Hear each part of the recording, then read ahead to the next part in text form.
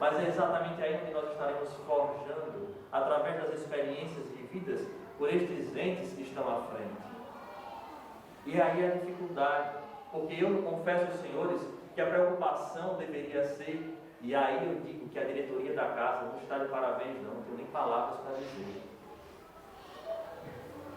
Eu estava falando em vir fazer um trabalho com os evangelizadores no mês de agosto, setembro, não sei. Eu já estou dizendo, estou pensando em trazer gente de Recife para fazer a experiência aqui. Porque a evangelização é essa. Aquela é a consequência. Porque ali estão verdadeiros trabalhadores do Cristo no sentido de jogar a semente. Um semeador saiu a semear, está ali jogando a semente. Chega em casa, o que é que vai acontecer? Vocês vão regar? Ou vocês tornarão o solo infértil? Olha, meu filho, como eu já ouvi muito, não é bem daquele jeito que lhe ensinaram, não, viu? Eu já ouvi isso, não foi uma, não, foram inúmeras vezes. Então se desenha e se deseja uma família equilibrada, todo mundo sonha. Mas até que ponto nós estamos entrando no ofício sagrado, no sacrifício, de fazer dela esta família estruturada?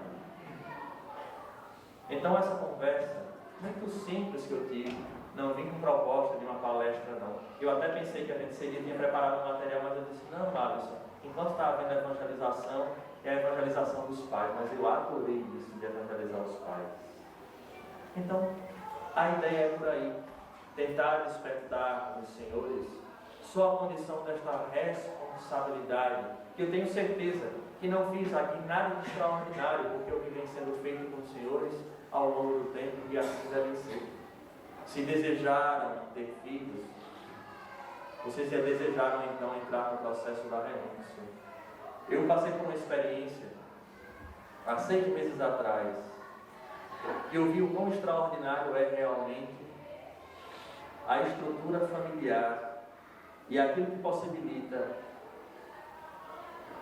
o reatar de laços e a responsabilidade daqueles que vêm à frente, de maneira que quando dá certo, há alegria para todos os espíritos, mas quando dá errado, é um sofrimento para a coletividade.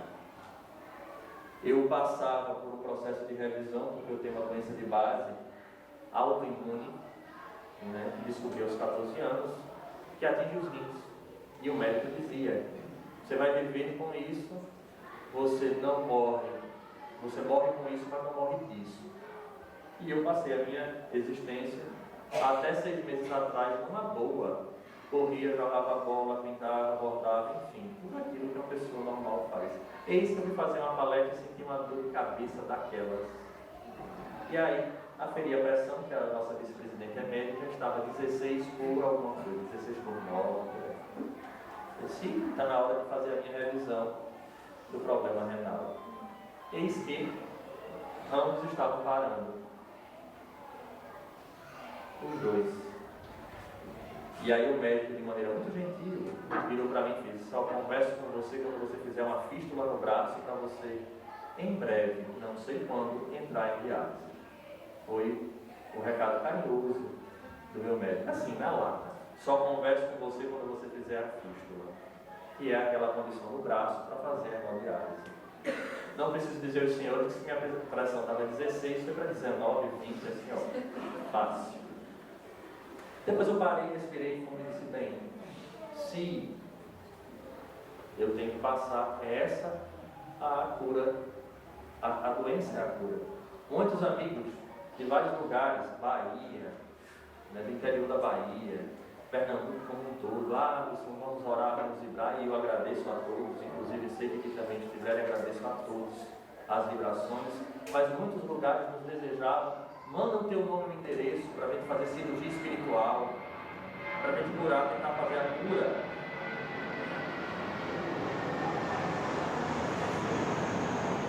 E eu dizia, eu agradeço muito, mas a minha cura é a minha doença. Porque eu sei que pela reencarnação eu estou expurgando aquilo que eu necessito. Na hora da minha redenção do espírito eu vou correr? Não, essa é agora a hora para eu encarar. Então não tem nada de cura. tem nada de fazer tratamento não, mediúnico pensando em cura. Talvez um tratamento na condição de me dar o suporte para aquilo que eu vou encarar. E aí prepara, vamos, corre, a médica de São Paulo, preferia São Paulo. E aí encontrei uma médica e ela disse, por mim você não faz a fístula, por mim a gente corre o transplante. Eu tinha feito os testes e 7 pessoas se colocaram à disposição. Minha mãe, meu irmão, minha irmã, meu primo, minha prima, o marido da minha irmã e a esposa do meu primo. Os 7 eram compatíveis. Aí o médico disse, olha, faz tempo que eu não vejo isso. Pensa num cara de só, contando a meu irmão que é médico. Aí eu disse, primeira coisa que eu pensei, né? Esse vira-lata é assim, né? Dá para todo mundo. A primeira coisa que me veio na mente foi logo isso, vira-lata não tem jeito. E aí fomos à médica, quando ela olhou, ela separou 2 pessoas, minha mãe e meu irmão. Meu irmão 100% praticamente de compatibilidade, mas por incrível que pareça, ele é baixinho e meio gordinho. E a minha mãe com seus 64, 65 anos de idade. Ela foi escolhida.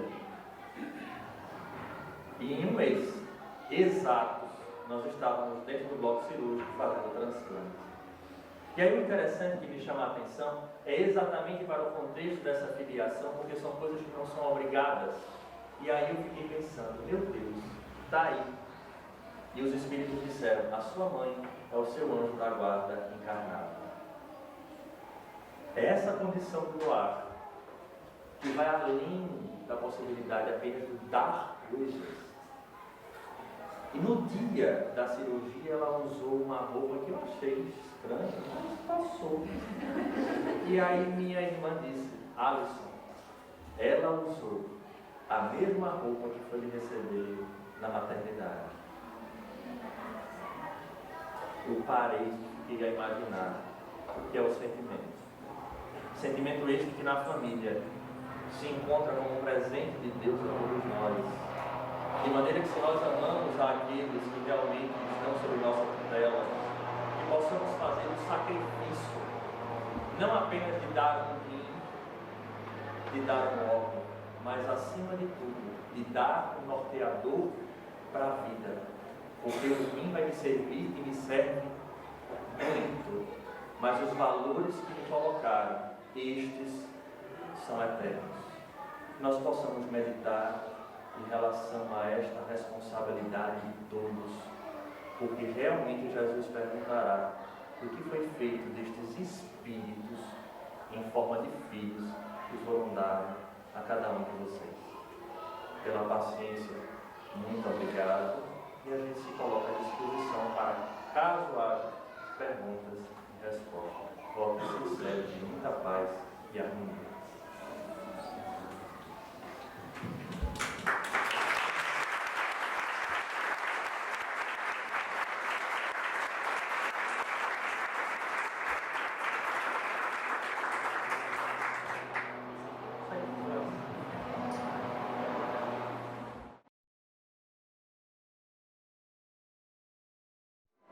Coloca com muita clareza que toda vez que a família sofre um abalo,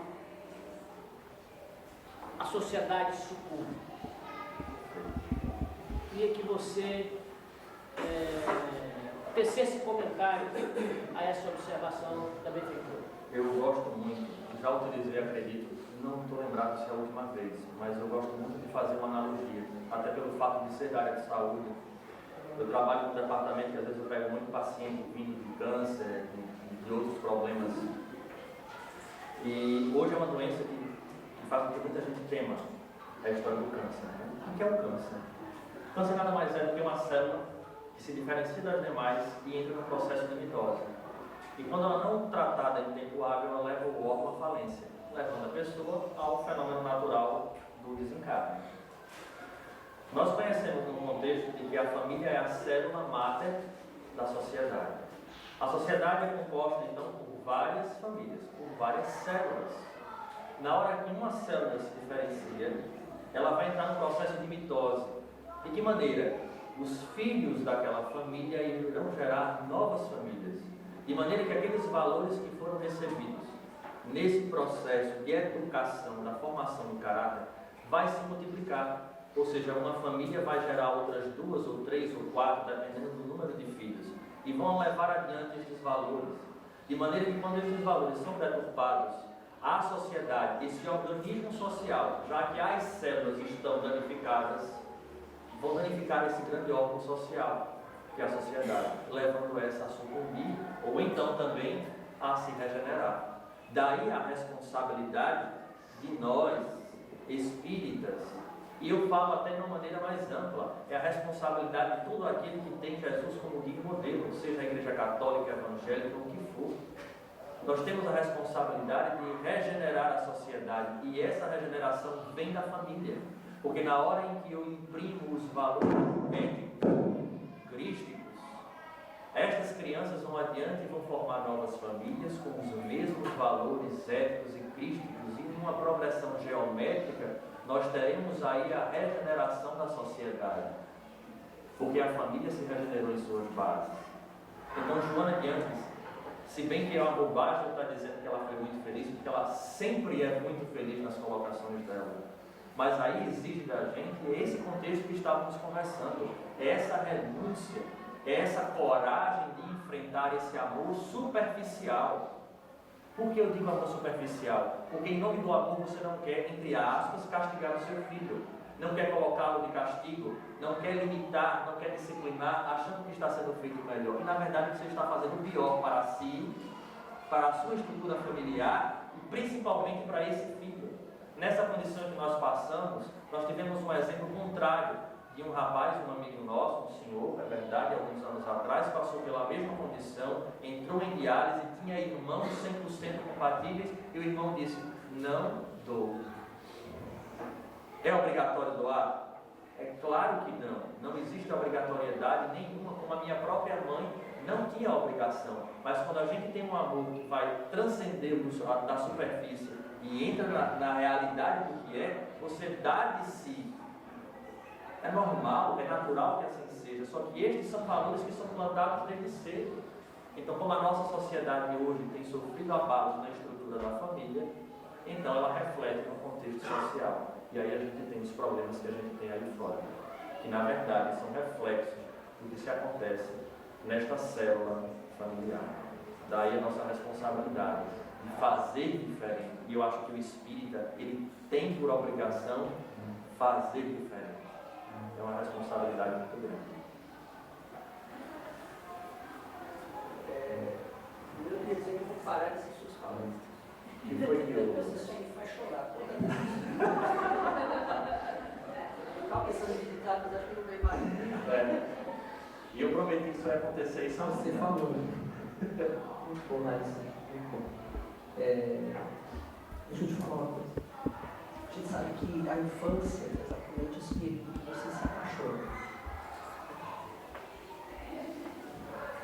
Às vezes eu te digo isso em relação ao meu filho, estou completamente apaixonado por ele, né? Mas tenho também uma sensação, a impressão de que vamos ter muitos embates. E aí eu não sei lá para frente se essa paixão vai ser o suficiente.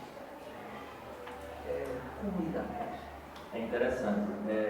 Eu preferia trocar o termo paixão por amor. Porque é o seguinte, falávamos antes sobre Coríntios 13, quando faz aquela carta sobre o amor. E se você observar o que ele comenta, ele vai falando: o amor tudo suporta, tudo crê, tudo espera, não se regozija com a maldade, e assim sucessivamente. Então, nós não podemos mentir a esse processo de reencarnação. Mente o pai que diz assim: eu trato, como eu dizendo, está equivocado o pai que diz assim: eu trato todos os filhos de maneira igual. Está errado. Porque a reencarnação já fala que são espíritos distintos com bagagens reencarnatórias distintas. Veja como é interessante o pai espírita. Ele começa a perceber logo no início dessas dificuldades que vão se desenhar no futuro. Porque provavelmente você já começa a sentir no seu próprio inconsciente qual foi a relação que vinculou vocês. Aí é quando a gente entra no processo da renúncia, do saber renunciar em nome de algo que vai ser muito maior. Quando eu falava da mesa da tábua redonda, essa nova estruturação da família nos dá a condição de entender que somos todos aprendizes, porque o desenho que a gente tinha antigamente era que os filhos eram aprendizes dos seus pais.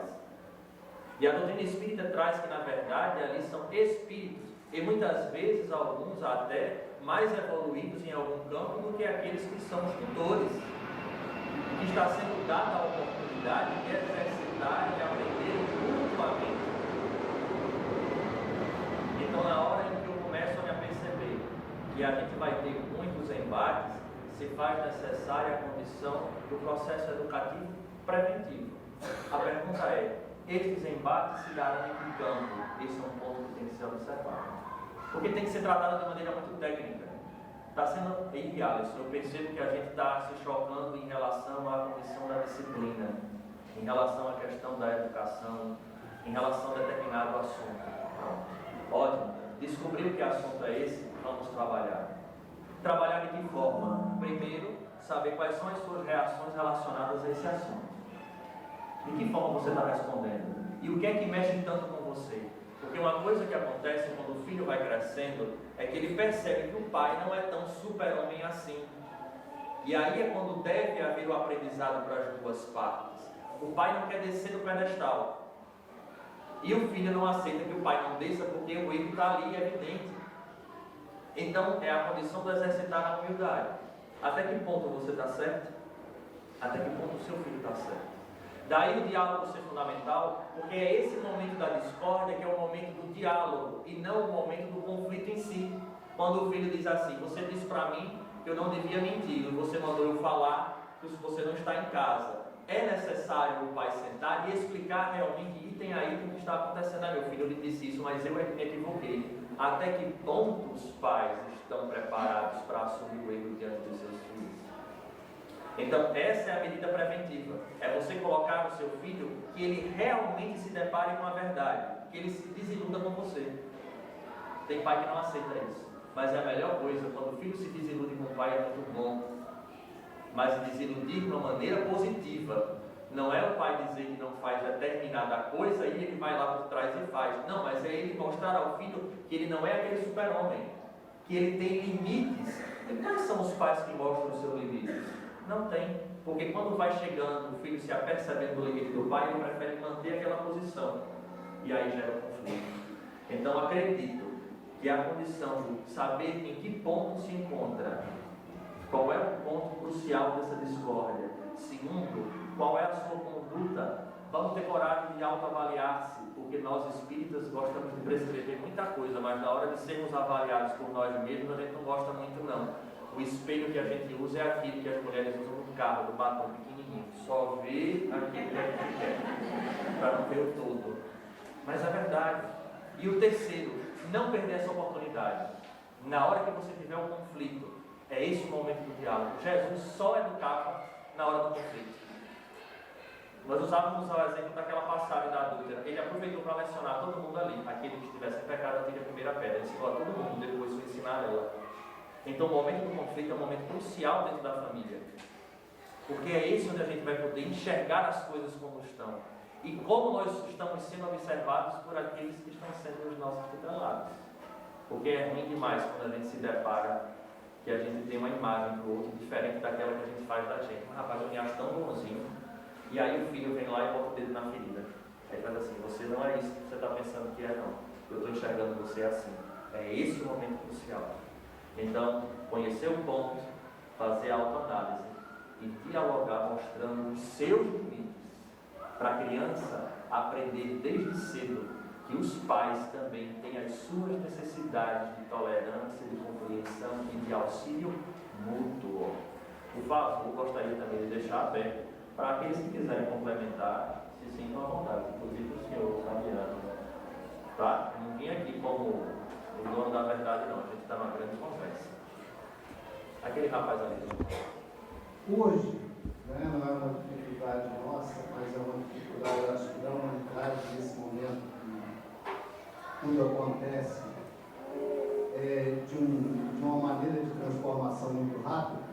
Nós vemos aqui no atendimento fraterno e outras coisas, e nos diálogos com os pais, a dificuldade crescente em relação ao problema da sexualidade.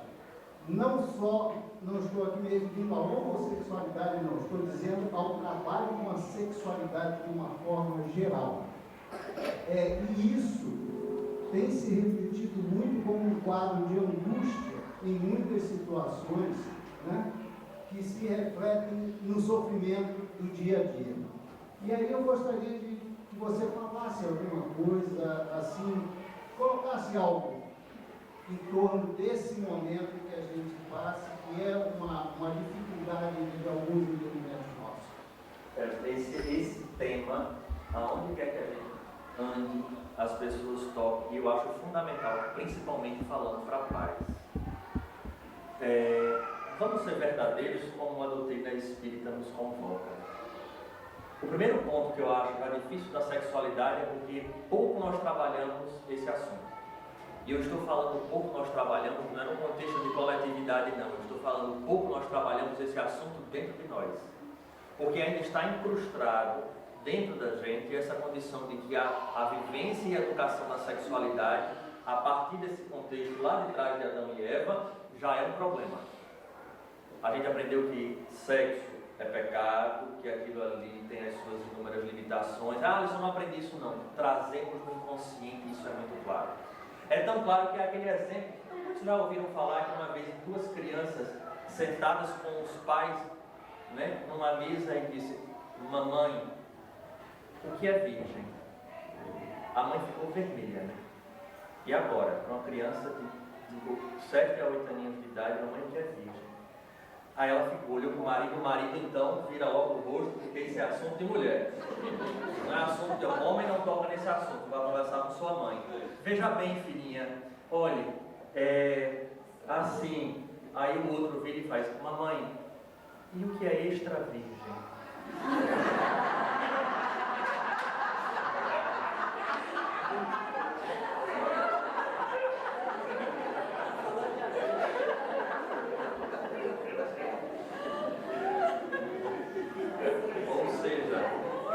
Na mesa tinha um azeite, estava lá escrito extra virgem.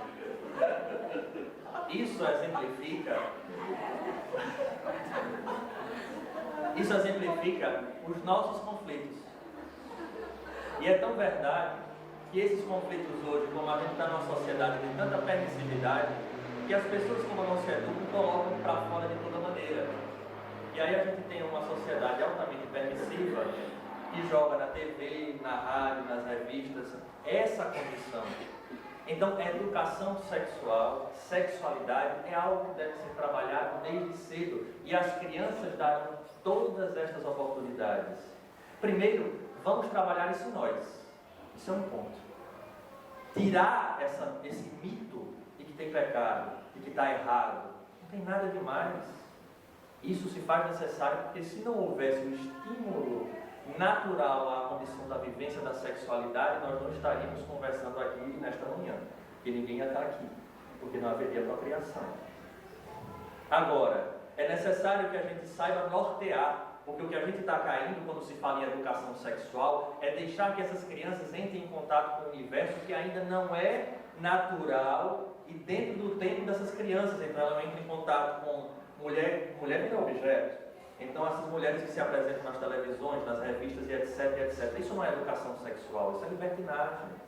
O que seria a educação? É essa criança começar desde cedo a perceber que ele é diferente da irmãzinha. Não tem nada demais. Meu filho, você é diferente porque você é igual ao papai. E sua irmãzinha é igual à mamãe. E a partir daí vai se educando de acordo com o que a criança vai apresentando dentro do seu tempo, sem fugir à realidade. E mostrar a ele que aquilo é natural, porque desde cedo deve ser colocado em determinadas condições para que ele exercite a disciplina e a renúncia. O problema é que a gente nem isso educa mais as nossas crianças. Ele tem que saber educar o instinto. Aí entra a figura dos pais. Agora, como estas crianças estão surgindo numa sociedade em que todo mundo permite tudo, E hoje tudo é mais fácil porque eu não quero me aborrecer com a criança que está gritando no meu pé do ouvido. Quando ele chega nesse momento que os pais fogem à conversa da educação da sexualidade, do contato com a sexualidade, ele vai buscar fora. E no que ele buscar fora, o que é que ele vai, que manancial ele vai encontrar? Tudo. Internet está aberto, quem quiser acha. A televisão idem. E assim sucessivamente. Então é necessário que, primeiro de tudo, haja autoeducação no contexto de desmistificar essa condição de sexualidade. Segundo, fazer com que esta criança entenda o quão é natural também a sexualidade, desde cedo.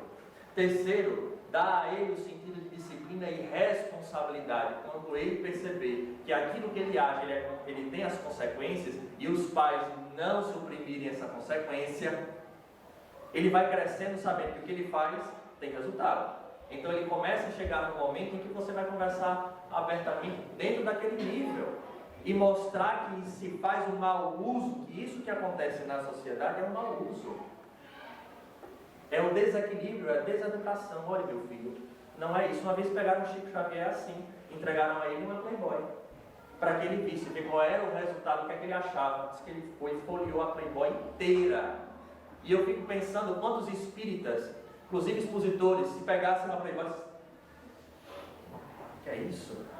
Num falso moralismo. Pois Chico folheou e todo mundo observando, achando o que é que ele ia dizer. Calmamente, página por página.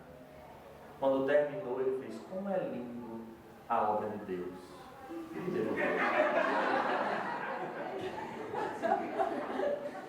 Porque ele não tinha a questão do conflito. Ele sabia respeitar esse sagrado que é o corpo. O problema é que, como nós não aprendemos desde cedo isso, e olhamos a sexualidade como obra de pecado, a gente não sabe fazer o vínculo da sexualidade como sagrado. E aí o conflito que está, e a sociedade que apresenta-se de todo jeito. E o próprio Chico dizia: muitos espíritos ainda vinculados ao sexo estão encarnando, daí essas danças eróticas e exóticas, e estas mulheres que apresentam o seu corpo à torta e direita. Então, se nós somos espíritas educadores, como os pais são educadores e assim devem ser, cabe essa educação desde cedo, sem medo, e mostrando, não na condição de julgar, mas de discernir o que é que o mundo faz da sexualidade e o que a sexualidade é para esse contexto do mundo, que é o que deve ser. Deu para clarear alguma coisa? Mais ou menos. Então, sem medo de falar sobre isso. Mas o primeiro passo, trabalhe esse conflito dentro de vocês. Isso é um passo fundamental. E a partir daí, aproveitar as deixas, como por exemplo, uma mãe que é virgem. E aí vocês saberem trabalhar, para não se chocar com determinadas situações. Vejam como a maldade está na nossa cabeça. Né? Eles são ali, ó, eles trazem as experiências, mas estão no momento de serem moldados. Daí, fazer o que tem que ser feito. E, gente, vamos lá, é o que eu havia dito. Quantos pais não contribuem para essa condição da sexualização dessas crianças? Na época da boquinha da garrafa, que eu via de criança, um microshort desse tamanho e agindo como aquelas mulheres, não estavam no gibi. E os pais achavam lindo. O que é que há? Não são espíritas, não? Não sabem sobre energia? Há pais que deixam suas filhas usarem o decote que vem no umbigo e a calça que vem quase na virilha, as saias, e acham isso porque é jovem, pode. Então tá, de maneira que quando ela estiver andando na rua, vai estar angariando para ela inúmeras energias extremamente deletérias, porque o homem não olha, ele deseja. E aí ela entra como corresponsável, sim. Depois está apresentando algumas doenças e algumas situações que não sabe por quê. Ora, uma jovem espírita usar desse tipo de vestimenta? Nunca. Porque ela é consciente que o mundo que ela vive não é só o mundo do terra a terra, e o mundo das energias onde se encontra. Será que a energia só cabe para o passe? E os pais nem se apercebem. Muitas vezes até estimulam. Mães que estimulam a condição da sexualidade e do erotismo, porque foram castradas. Aí dizem: agora eu quero que minha filha possa, solta demais. E aí vem as consequências mais adiante. Então veja que é um assunto muito mais complexo do que a gente possa imaginar. Veja quantas condições, até destes que são tutores e do processo educativo que eles tiveram. Então, daí, colocaram com muita propriedade na comemoração de ontem, lá, espíritas, amai-vos, eis o primeiro mandamento.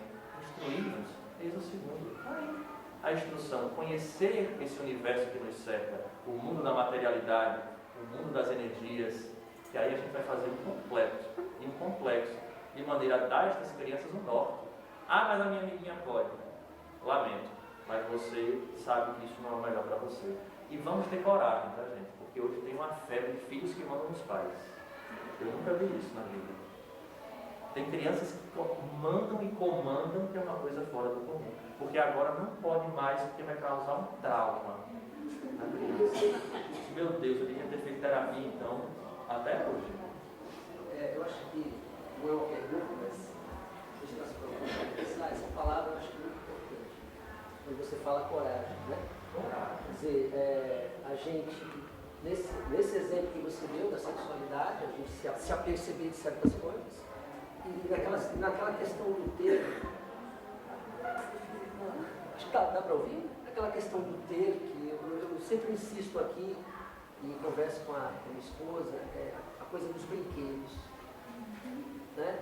E a gente às vezes não se dá conta de como desde cedo a gente, por mais que você não tenha grandes ambições materiais, né, e saiba que isso realmente não é algo importante da vida, mas como que a gente hoje, nesse maluquice que está esse mundo, você está dando brinquedo toda hora. Uma bobagem toda hora. E a criança hoje ela está viciada, ela não brinca mais. Eu percebo claramente isso nele. São os autistas pela tecnologia. Ele quer, o que ele tem é aquela ânsia do novo. Aí você dá o brinquedinho e, né? Então a gente ter coragem de não dar, de dar no momento certo. Agora isso também é difícil, né? Quando você falou lá da culpa. A gente que só tinha brinquedo no Natal, quando tinha, no aniversário, quando tinha, eram 6 irmãos.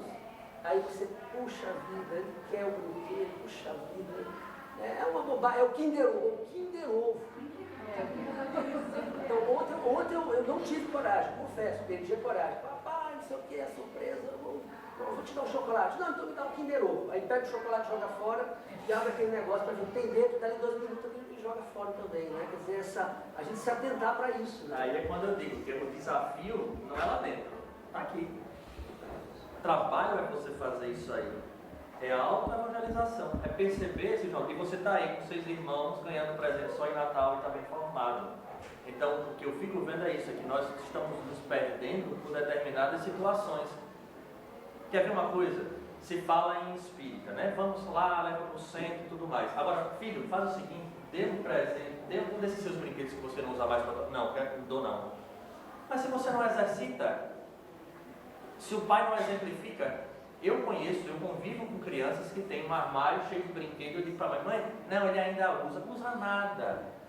Agora quer amanhã que essa criança faça parte desse contexto social e contribua com a sociedade. Como? Se desde cedo que ele deveria ser educado, vendo o exemplo dos pais, vou hoje juntar as roupas que eu não uso, e algumas até que eu uso, mas que eu já não quero mais, e vou doar. Não é dar só do supérfluo que está rasgado, não. É dar daquilo que você tem que ainda dá para usar. E mostrar a criança e fazer com que ela seja participativa. E o Evangelho é muito feliz quando dá o exemplo daquela mulher que faz a caridade e a filha vai ajudar. Ela vai dizer, o que é que você está dando de seu? Nada. Porque você está sendo só o instrumento do levar. Fazer com que estas crianças entrem em contato com isso. O que é que você pode fazer? No mínimo tempo. Ah, esse é o sábado, vamos fazer uma distribuição de sopa. Eu estou dando um exemplo, não sei nem se tem esse trabalho. Mas entenda, quantas possibilidades não há na seara espírita para você mostrar que essa criança tem responsabilidade com a sociedade. Nós só colocamos a criança com responsabilidade com ela mesma, diante do que ela quer, do que ela deseja. E como trazemos as nossas mazelas relacionadas ao nosso passado, a gente reflete na criança. Então eu vou dar aquilo que ela pedir. E muitas vezes numa moeda de troca. Você conseguiu nota alta, eu lhe dou um presente. A responsabilidade é sua de ter tirado nota alta. Você não tem nada que ganhar presente por isso não. Mas você está sendo radical. Não estou. Qual é a responsabilidade dela? Estudar. Ponto. Aí dá presente por isso? Por que disso? Vamos observar os educadores, o que é que falam relacionados a isso. Todos têm a mesma conduta.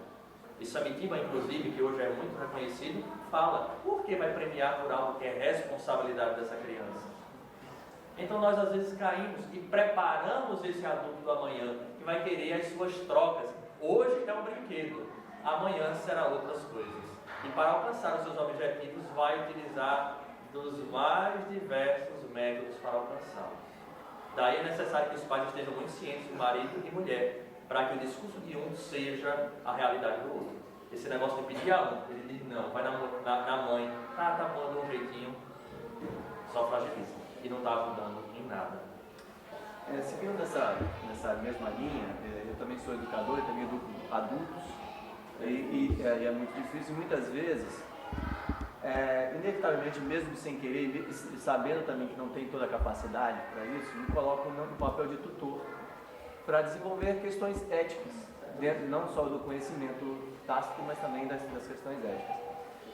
E aí, assim, é uma realidade minha, e eu imagino que da grande maioria, você já tocou nesse assunto, os nossos filhos estão 8, 12 horas longe da gente, né? Longe de nós.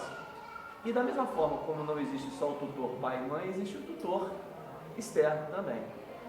Como fazer para que, meu filho tem 5 anos hoje, como fazer para que meu filho não seja um excluído dentro desse ambiente que está permissivo, que está libertinoso, que está, assim, como conseguir tratar nessas 2 horas que eu tenho por dia com meu filho, e às vezes no sábado e domingo, para que porque ele aprende pela experiência. E o conflito, como tratar isso, como chegar nesse meio termo? Vou fazer uma pergunta que talvez eu não goste da resposta. Você torce para que time? Massa. Menos pau. Menos pau. Seu filho. Pergunta dele, que de repente é para ele. Por exemplo, se você nega muito a seu filho e ele fala assim, mas a mãe do meu amiguinho deixa, e aí dentro da sociedade que ele vive, que é dentro da escola, isso reflete de uma forma diferente para ele. E muitas vezes hoje que já inventaram, na nossa época não existia bullying, né? Hoje já inventaram o bullying. E aí entra essa questão também. Por exemplo, meu filho é o que eu quero e pronto, acabou. E seu amigo deixa, problema seu, dele e da mãe dele, não tem nada disso. Mamãe, mas ele já não me chama mais para brincar. Não tem problema. Uma hora vai chamar. Mas a maioria dos pais negam por medo disso acontecerem nas escolas. Pois é. E assim, deixa eu só, porque não estou falando nem tanto da questão material. Eu falo muitas vezes são questões emocionais. Sim. Agressões. Ótimo. É isso que Meu filho chegou em casa roxo, o olho roxo. A minha reação no primeiro momento, meu filho, por que você não revidou? Porque meu pai me ensinou assim. Se você chegar em casa machucado, você vai apanhar de novo, porque você chegou em casa machucado. Aqui tem isso também, ó. Achei que era só lá. E assim, pra mim, que sou espírita, é um conflito. Eu não posso ensinar meu filho a revidar. Isso não faz parte do processo. Entendeu? Então, na minha cabeça, às vezes, mesmo como educador, não. Aí vamos lá. A pergunta que eu lhe fiz, fácil. Seu filho torce para que time? Eu tento que ele torce pro Vasco, mas ele torce dos 3 ou 4. Mas entenda que normalmente o que eu estou querendo dizer é que o filho ele vai ser influenciado diretamente por aqueles que estão à frente. Isso é batata, não tem como ser. O pai vai ter uma camisa azul e está afim, vai com uma cara azul igual ao do meu pai. Isso é normal. O que significa dizer que essa vivência dele fora vai esbarrar em você. Você vai ser aquele determinante. O ser determinante em aquilo que está fora é verdade e aquilo que está fora não é verdade. Vamos começar daí.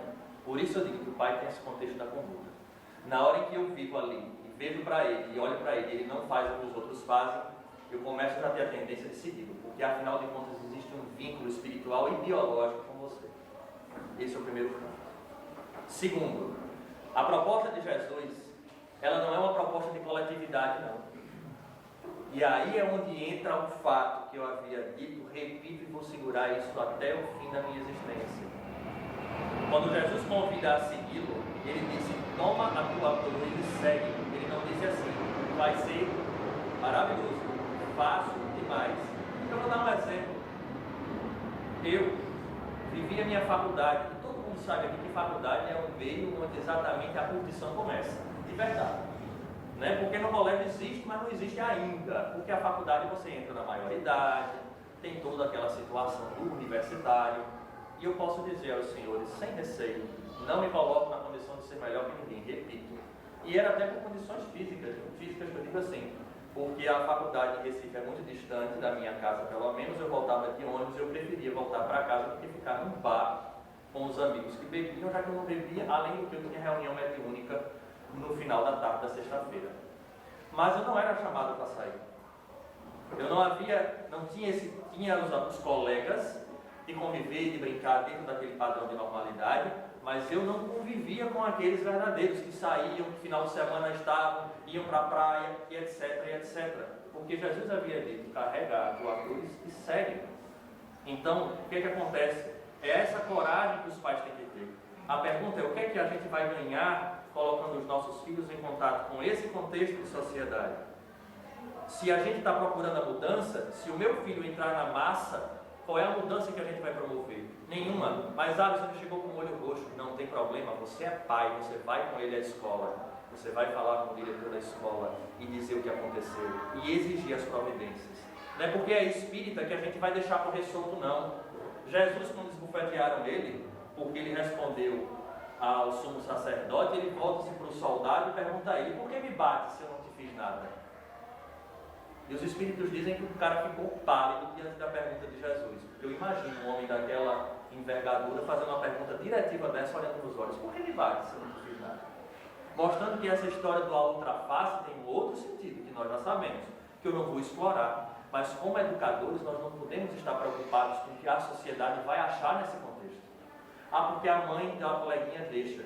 É óbvio que quando eu disse problema dela, eu estou falando no sentido muito, como eu posso dizer, simples, muito rasteiro. Cabe você sentar e dizer, minha filha ou meu filho, nós acreditamos em outra coisa e vivemos outra coisa.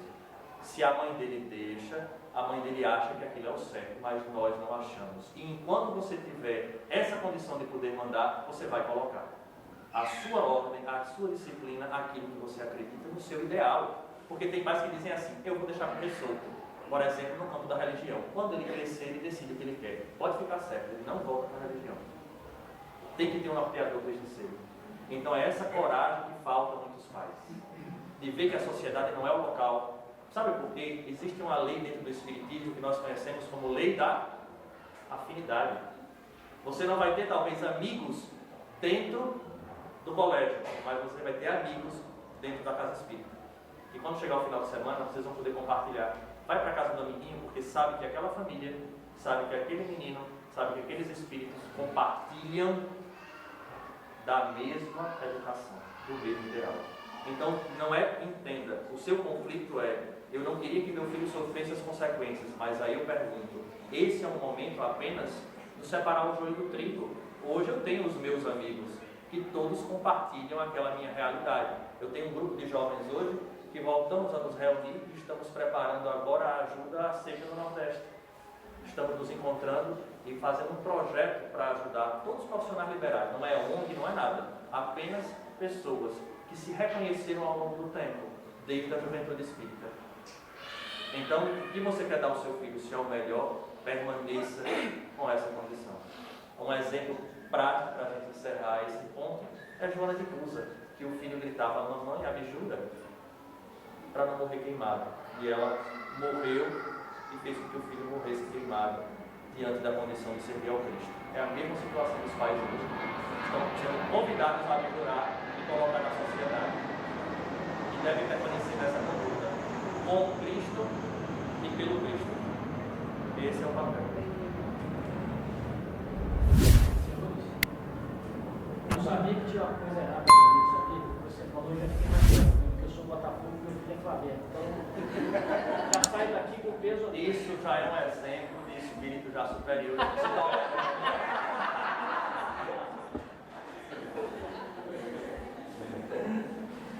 Bom, acabou.